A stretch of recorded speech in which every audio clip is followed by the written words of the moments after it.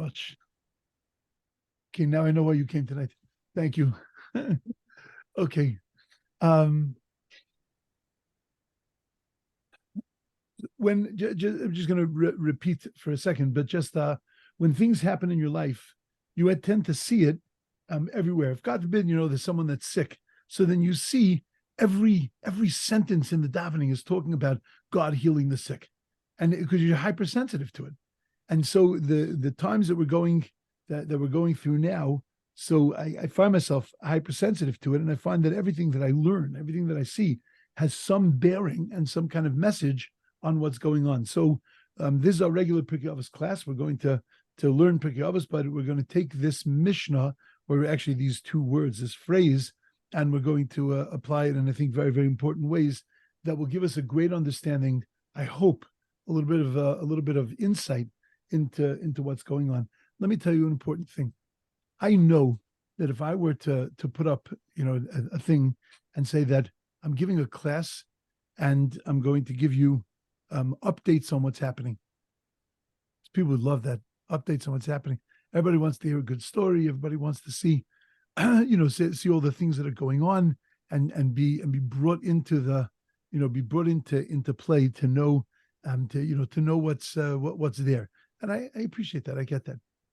But that's not what's going on.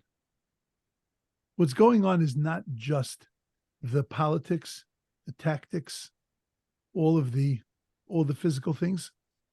What's going on is something very, very deep and something that is very, very fundamental. And I'm not even sure that I can explain its depth, but I do know what it means to me personally, and what it is meant to mean and to open up in people and Jews. And there are many, many things I could talk about. I'm going to speak about one specific thing tonight. So let's get stuck into this.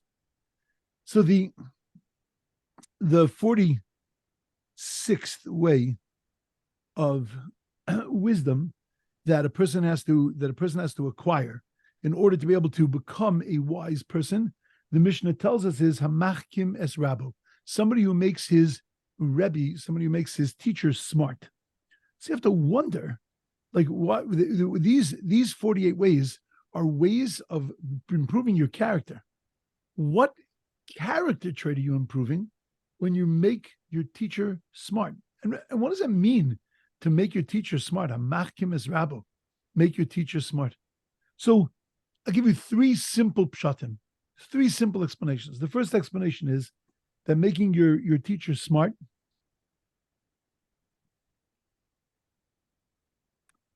is that by asking questions. We know that Rabbi Yochanan and Reish Lakish were brother-in-laws, and they were chavrusas. They studied together. And when Rabbi Yochanan would say over something in halacha, Reish Lakish would ask him 24 different questions on the particular halacha that he said. And those 24 questions would push Rabbi Yochanan to have to fine-tune and have to perfect his understanding and to be able to give it over in a very clear kind of way. And when Reish Lakish died, so Rabbi Yochanan was in a tremendous amount of pain because he had lost, he had other students, he had other chavrusas, other people that learned with him, but they were like yes men. They would, he would ask a question, they would give answers. But when he would say halacha, they wouldn't be able to question him. They wouldn't be able to press him like that.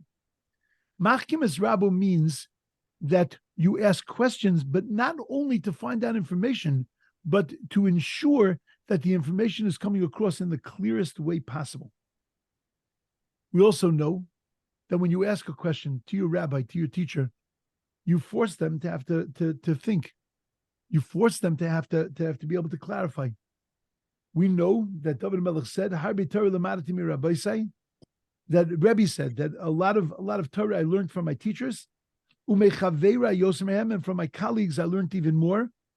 But umitalmida yosemekulam, from my students I learned the absolute most, because my students would question me, my students would press me, and force me to be able to clarify And therefore, I in fact learned the most of my students.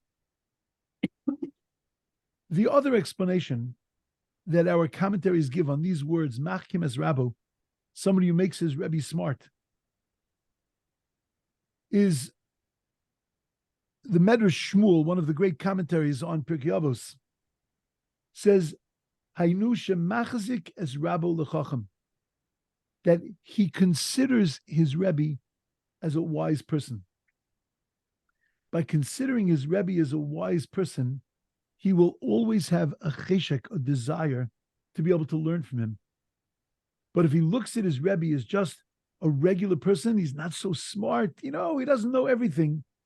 So then it is going it's going to press and going to wear down that relationship to his teacher. But to open a person up, he has to look at the person that he is learning from. It doesn't matter if he's the biggest Torah scholar in the world, if he's the smartest person in the world, but right now he's his conduit to Torah. Right now he is his teacher of Torah, and therefore hamachkim es Rabbo means that he turns him in to this fountain from which he's able to receive things and able to get things. Beautiful. Now comes the $1 million question. How is this a character trait? Asking questions of your Rebbe, forcing him to clarify things, setting your Rebbe up as your fountain of Torah, as the thing that you're receiving Torah from. What? First of all, what's the common denominator between these answers? And how is this a character trait? So I'm going to tell you something that's I think is very powerful, and something that is really, that is starting, and I'm going to develop this, but it's starting to become very, very important to me. Because at the end of the day, the reason why it's so challenging is because it requires us to say that, you know what, my position is not necessarily the right way of seeing things. And that there's somebody outside of me that's smarter than me, that's greater than me. And that I have to turn to this person, and I have to call this person Rebbe, and I have to call this person my teacher. And I have to help this person to be able to bring his Torah out into the world. And my job as a student is to be there, not hold on to my position, but to help him clarify his position. That means that what I have to do is I have to step outside of myself and stop focusing on me. And that my job in this world is to be a student. And as a student, that means that I have to be able to give myself over to my Rebbe, to my teacher. I have to be able to stand there and say to my Rebbe, you know what? I want to help you. I'm here for you. I'm not only here to learn for me, but you know what? I'm here to be able to help you bring that message out into the world. I'm here to help you be able to disseminate that Torah, to be able to bring that light into the world. I'm here not to hold on to what I believe in, but I am here to be able to foster, to be able to push, to be able to ensure that you and your message be able to get out into the world. A machkim es Rabbo, somebody who is there to be a student, means that they are making themselves small and they're making another person big. And they're stepping outside of themselves for the greater good of the world. This is critical and perhaps our greatest challenge. To be able to step outside of myself and to be able to see myself as small so something else can be large, something else can be great. We're not experts at that. It doesn't come naturally to us. Listen to the things we say so often when we do work for an organization and we don't get the kind of accolades that we think that we should have gotten, even though there's no question. The reason that we did it was we did it because we love the organization. We love the cause. We're doing it for the good of the good of the world. But at the end of the day, we get insulted when we're not given that pat on the back, when we're not given that covered. because at the end of the day, it is not strictly and totally for the good of the cause, for the good of what we're doing. There's a little bit of us mixed into it. It's an amazing thing. God gives the Torah to the Jewish people. He reveals himself to the Jews. 5 million Jews standing at the foot of Mount Sinai saw God. They saw God. So he gives them the first commandment, Anochi Hashem Elokecha, I'm the Lord your God. They die. That means that their souls depart from their bodies and cling to God because they saw the essence of what they were all about. They saw their soul's source. God revives them. And then he says, you can't have any other gods beside me. And they die a second time. Their souls go out of their bodies. 5 million souls attach themselves to God. God revives them. And they turn to Moshe and they say, how many did you say there were? 613? No way, man. That's not going to happen. 613 times we got to die and be revived? This is no easy thing, dying and being revived. Not going to happen. Moses, do us a favor. You teach us the Torah. You listen to God. You deal with it the way you got to deal with it. And then just teach it to us so we don't have to die every time. So God taught us 2 commandments directly. Moshe taught us 611. Last Shabbos, Simchas Torah, we read last Sunday in America, but we read the pasuk in the Torah tziva lanu Moshe, morasha kilas Yaakov. This is the Torah that was commanded to us by Moshe, an inheritance to the children of Jacob. And the word Torah, the gematria numerical value, you imagine 613, 611. Because Torah tziva lanu Moshe. Moshe commanded us 611 commandments. God gave us 2 directly, but the other 611 was from Moshe. Now it sounds pretty normal.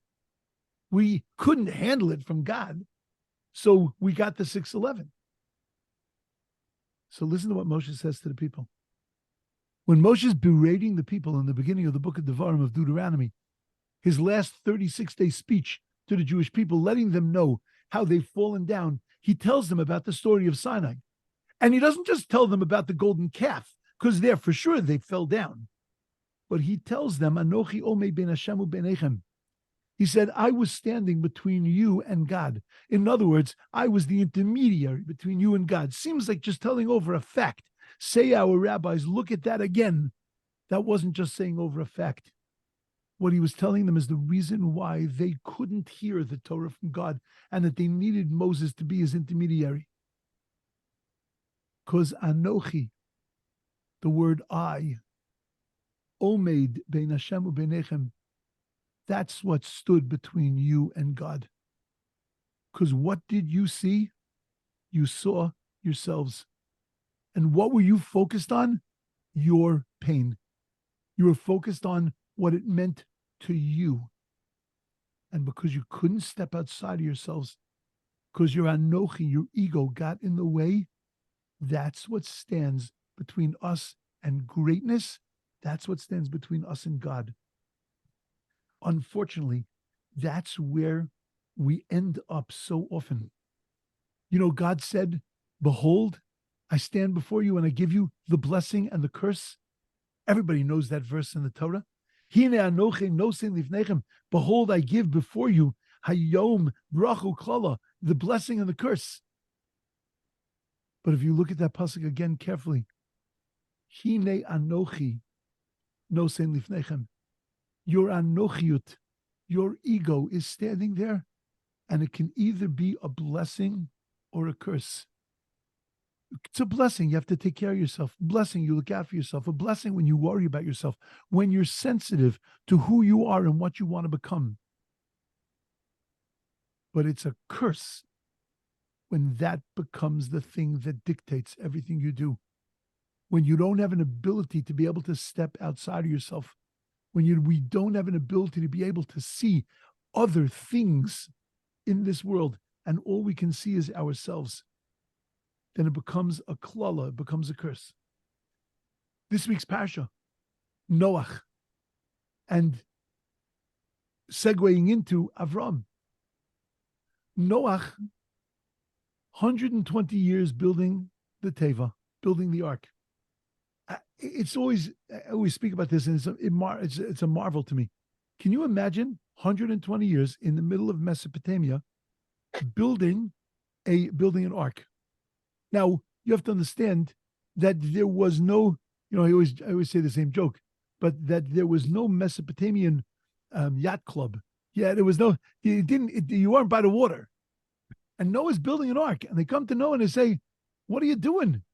And Noah says, "I'm building an ark." "Oh, that's interesting. What's an ark?" And Noah says, "Oh, you know what an ark is?" Says an ark is because it's a boat, it's going to float in the water, and we're all going to be saved and protected because God is going to destroy the whole world. Imagine you hearing this 120 years. 120 years. You hear exactly the same message day after day after day after day. What are you going to do eventually? Some conversation with this guy Noah, you're going to say to him, how do I get a ticket on the boat? Is there a WhatsApp? Is there a 1-800 number? Like, how do I get a ticket? You know how many people ask for a ticket on a boat? Garnished. Not one. Not one. An entire world was there watching Noah build this boat. Not one person was inspired to get on. Avraham Avinu, you know what he did? Changed the world. Turned it into a monotheistic existence. It was an idolatrous world. His father was the manufacturer of idolatry. He was the Procter and Gamble of his time, right? He was the one that manufactured all of he was the Tesla, right? He made the best idols. He made huge idols. The whole world was idolatrous. Avraham Avinu turned that whole world around to become monotheistic, to believe in one God. Noah couldn't do a thing, and Abraham was able to turn the world around. How did Noah do it? Noah did it by teaching. Noah taught, spoke, taught, told them a lesson. You know how Abraham did it? By example. Abraham invited him into his house. Abraham had him at his Shabbos table. Abraham fed them. Abraham introduced them to this world of morality, and he was able to turn the whole world around. Because Noach didn't step outside of himself. Noach was concerned with his performance. He was worried about doing the right thing. He loved God, and he was worried about stepping out of line. He was an ish tzaddik, tamim haya b'daresav. He was a great guy. But he was a little bit too focused on performance. He was a little bit too focused on, was he doing a good job? Was he doing what God wanted him to do? Was he doing the right thing? And Avraham Avinu stepped outside of himself, and he was totally focused on everyone else. He was totally focused on making sure that people would be inspired and brought closer to God and to Torah. We say an amazing thing. Whenever we talk about a paradigm of peace, that what's the world going to look like when there's peace in the world? So we look to the future. The prophet Isaiah said that what is the world going to look like in the future? The world is going to be a world where lions lie with lambs, where there's going to be total peace and tranquility in the world. Swords are going to be beaten into plowshares. It's going to be a beautiful, idyllic existence. But we ask the question, why do you have to give me a picture in the future? Why not go to the past and talk to me about the ark? And tell me about the teva. And tell me about the fact that lions and lambs live together in the teva. I don't have to look to the future, something that my eyes have never seen, to give me an example, a paradigm of lions and lambs of peace. I could go backwards.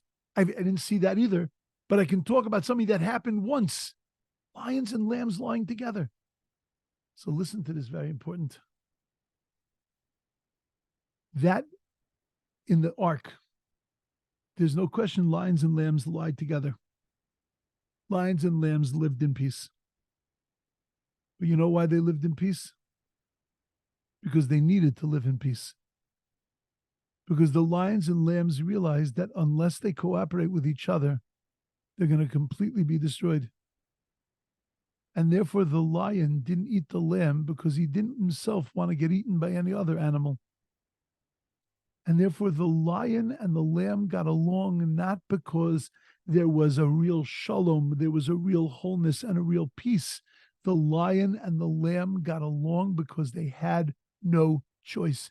It was prudent for them to get along. Ultimately, the lion was worried about the lion, and the lamb was worried about the lamb, and that every animal was worried about itself, and prudency dictated that they get along with each other. That's not called shalom.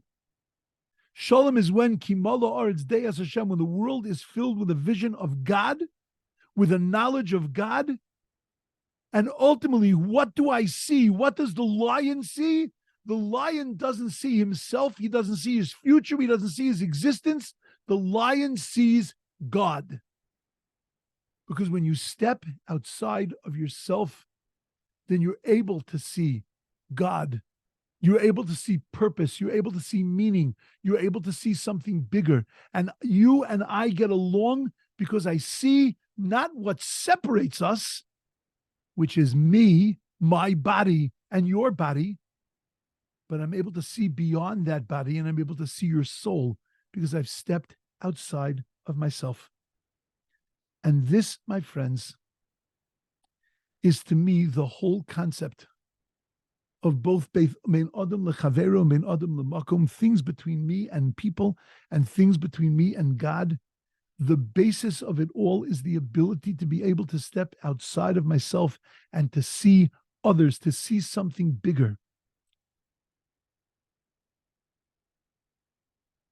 I'm in the middle of studying a sefer with my guys in yeshiva, sefer called Biyamda Kecha.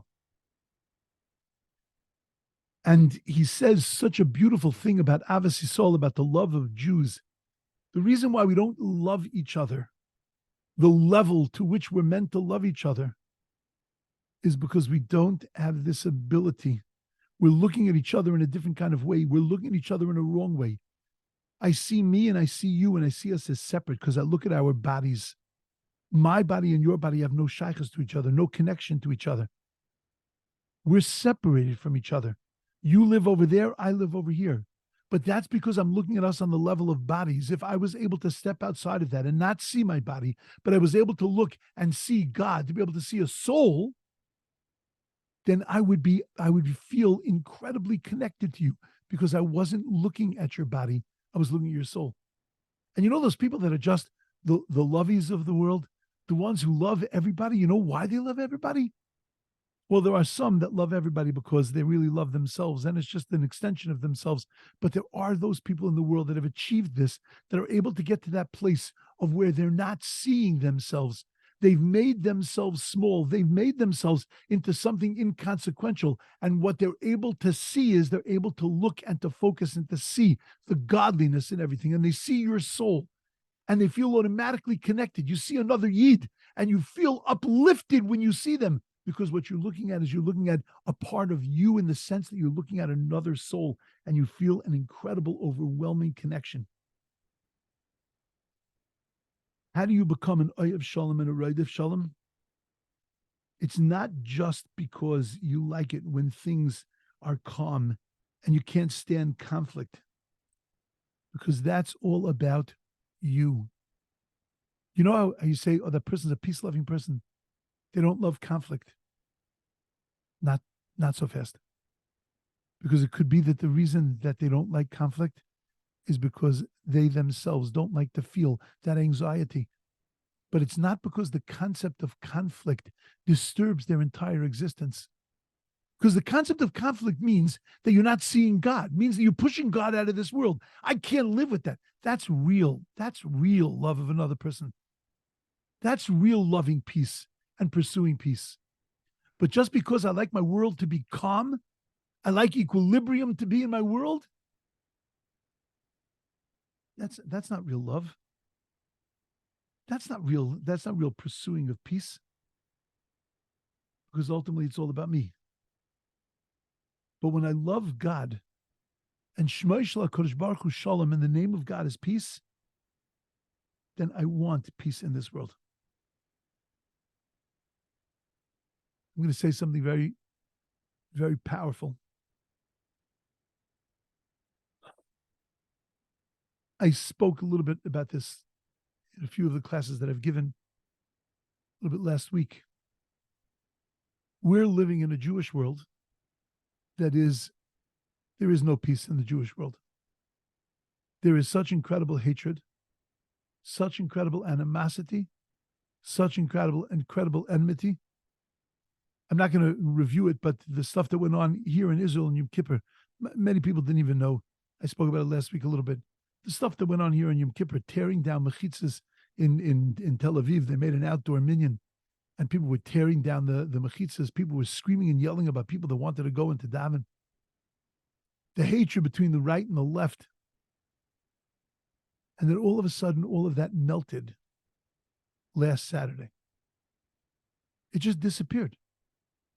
I can't tell you the achdus that's going on here, the togetherness that's going on here. Different streams helping different streams. Nobody asking any questions. You need food, here's food. You need shelter, here's shelter. I mean, I myself, the unbelievable things that I've been involved in. Really, I'm not going to talk about them, but just through my yeshiva and through the boys and myself and Shashi getting involved in incredible things. Watching Shashi walk around the neighborhood, delivering soup to ladies whose husbands were called up to the front. And just, what's the Yiddish Mama going to do? She makes soup and she walks around to these ladies who are sitting at home with 4, 5, 6, 7 kids. And she's delivering soup to them. Just to watch this is unbelievable. Mamish, mind-blowing to me. Shabbos, we had a crowd. We always have a crowd around the Shabbos table. You know that. But we had a crowd around the Shabbos table. Where did these people come from? We had 3 families, all related to each other. We had 3 families from the south that couldn't stay in their houses. They were in Sderot on Simchas Torah morning. They don't live in Sderot, but they were there in Sderot. And they said that they spent hours inside of their bomb shelters. And they said that's nothing new. Every time we go to Sderot, they grew up in Sderot. Every time we go to Sderot, we have to go into the bomb shelter. Always, there's always bombs there. You have to go into the bomb shelter. But now we were in the bomb shelter, and we had to worry about all the sounds of shooting, all the rifle shots that we heard, and the sounds of bullets whizzing past us that we had to worry about. These people were traumatized. And we spent this incredibly glorious Shabbos together. This stuff is unbelievable. What I'm watching, what I'm seeing. The guys in yeshiva made close to 1,000 sandwiches that they brought to troops that were waiting. We're just waiting around with no food to go in and to get their orders and figure out what to do. But there's no food because they called up 300,000 troops that they didn't calculate on in one day. So we brought up sandwiches, and to see the joy of guys making peanut butter and jelly sandwiches, making tuna fish sandwiches, and putting them together and wrapping them with love. It's just unbelievable. But I'll tell you what I'm really afraid about. What I'm really, really afraid about is that as soon as this situation ends, that ends also. Because it's coming, I'm afraid, for many people, from a place of an absolute desire to help another human being. But it's coming from a place of realizing that there is something deficient, and I'm there as a human being to help you fill that deficiency. But it's not coming from the deepest of places, which is I'm helping you because I am you. We are connected to each other, and I see and I'm connected to your godliness. And it's not about me. It's about God. It's about something much deeper. That's what real shalom is. Real peace is that I feel a total affinity and connection and a love to you, not a pity because you're in trouble and therefore, of course, I'm going to help you because I'm a mensch, because that doesn't last. If I don't step outside of myself, it doesn't last. I'm afraid that a lot of the chesed and a lot of the outpouring and a lot of the stuff is because it makes sense. A yid's got to help a yid. It makes sense. For me, I had this incredibly, it's been an eye-opening thing to me, and I'm still processing. And what I want to walk away from this with is how to figure out how to get to that level, to get to that place, that my concern is not just because you're missing something, but my concern for you is because I have this deep sense of connection, of love to you. Because that's when our world changes. Our world doesn't change by plane loads of equipment being brought to Israel. It doesn't change. Our world changes when those plane loads are coming because I love you, because I see you and I'm attached to your godliness, and I don't see me. It's not about me, not about my covet. It's not about what I'm going to get out of this. It's not about protecting myself. It's about the fact that you and I are connected to each other, and I see your godliness, and I'm doing this for you, and I'm doing this for God. That has to translate into every single thing that we do. That ability to step outside of ourselves and not see my worry and not see my pain. You know what the reason that many people do things when there's a war is because they need to feel productive. They need to feel they're part of the war effort. We have to banish that from ourselves. We have to find a way to get rid of that sentiment. It's not because I need to feel that I'm a part of this. I don't necessarily need to be a part of this, other than the fact that you're suffering and I need to be there for you. It's got nothing to do with me. That's the kind of growth that I'm looking to achieve. Very quickly, I'm going to share a screen. I'm going to put something up on the screen. This is one of the Psalms that we say every day, especially when things are going wrong in our lives. Shir Lamalos Esa'inei Eloharim.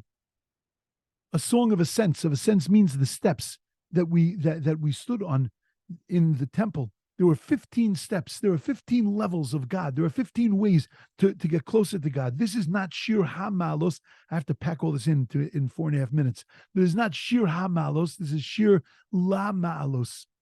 This is Shir of Lamed Malos, of 30 steps and stages. There are 30 ways in the beginning of this Mishnah that we started a year and a half ago. It says that that kahuna can be acquired in 30 different ways. Malchus can be acquired in 30 different ways. To become a melech, to become a king, to become one in control of themselves, there are 30 stages that a person has to go through. Shir la malos, la lamed, 30 malos. There are 30 ways to bring ourselves up. This is all about how do we step outside of ourselves? How do we make ourselves great? How do we walk away from anochi? How do we make small the I, the ego? You know how? Esa'inei Eloharim. Lift your eyes to the mountains. The mountains is to the power, to the physical things in the world that are mighty, that are strong, to the people that have got muscles and strength. And then recognize, Me'ayin Yavo Ezri. Where is my help going to come from? Not there. Not there. Ezri Me'im Hashem. It's going to come only from one place, from God. Ose Shamayim Va'aretz, the one who created heavens and earth. Al Yitein Lamot Reglecha. He's not going to allow our feet to falter. Al Yonam Shomrecha. He's not going to sleep. Hine lo yonam v'lo yishan shomi Yisrael. That he's not going to sleep, he's not going to slumber, the guardian of the Jewish people.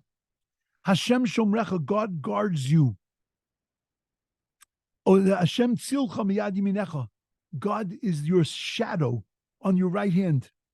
Just like you move, God moves, he follows your lead. God is not going to let you get harmed, not by the sun, not when you have wealth, not when you're up on the top. And in the nighttime, in the darkness of nighttime, he's not going to let you falter either. Hashem yishmarcha b'kol ra. God is going to guard you from all evil. Yishmar es nafshecha. He's going to guard your soul. Hashem yishar seischo v'oecha. God is going to guard your goings and your comings. Me'atov yad olam, from now until ever. What's this psalm saying? Look at it very carefully, my friends. You'll notice a word that repeats itself 6 times. Do you see it yet? Al yitain, verse 3. Al yitain lamot raglecha, al yanum shomrecha. Hinei lo yonam v'lo yishon, shomer Yisrael. Hashem shomrecha. Hashem yishmarcha. Yishmor es nafshecha. Hashem yishmor seischa v'oecha. This is all about protection. God protecting you. That's where it comes from. It comes from God. Our protection, our salvation, everything comes from the degree to which we're able to step outside of ourselves, walk away from our anochi, our sense of self, and to be able to see God in our lives. What's fascinating is that it's 6 times. I would have thought it would have been 7. 1 for every day of the week. So I was thinking, it came to me right before I got online tonight. But the 6 times, that's the 6 days of the week. That's Olam Hazeh. That's this world. That if we can see God's protection of us in this world, then we'll be able to feel and to see and to live in that protection. V'shamru v'nei Yisrael es haShabbos, that the Jewish people will guard and will keep Shabbos. Shabbos being Olam Haba, representing the world to come. If in this world we can live a life that we see God as our guardian, we don't see our own strength as our guardian, we don't see our tanks as our guardian, we don't see our arms as our guardian, we don't see the Patriot missiles as our guardian. We recognize that Hashem Yishmarcha Mikol Ra, that God protects us from everything.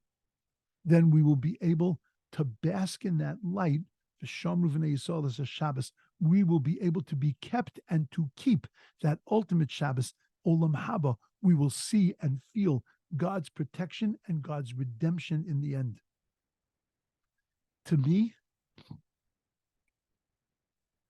one last thing. Esa inei Eloharim me'ayin yavo ezri. We translate that word me'ayin as from where.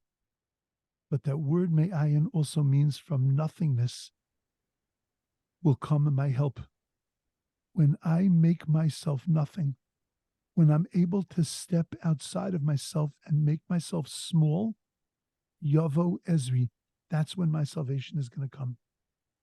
If I stop seeing my pain and my worry and my position and my theories, and I start looking to see God, I start looking to see others, I start looking outside of myself, that's when I will see my salvation. That's when I'll be uplifted, and that's when I'll be protected. To me, this is one of the things that I feel is my avodah now. It's my service. It's my work. It's my challenge to stop seeing myself, my worry and my pain, and to start looking outside of myself. And when I see others, I see their pain, nothing to do with mine, nothing to do with me. When I see the world, I see the world's pain, nothing to do with me. And when I make my anochi small, all of a sudden God fills up this world. And then the world is filled with beauty and with light, and it pierces through all the darkness. I'll leave you with one important thought. When we say Shema, we cover our eyes.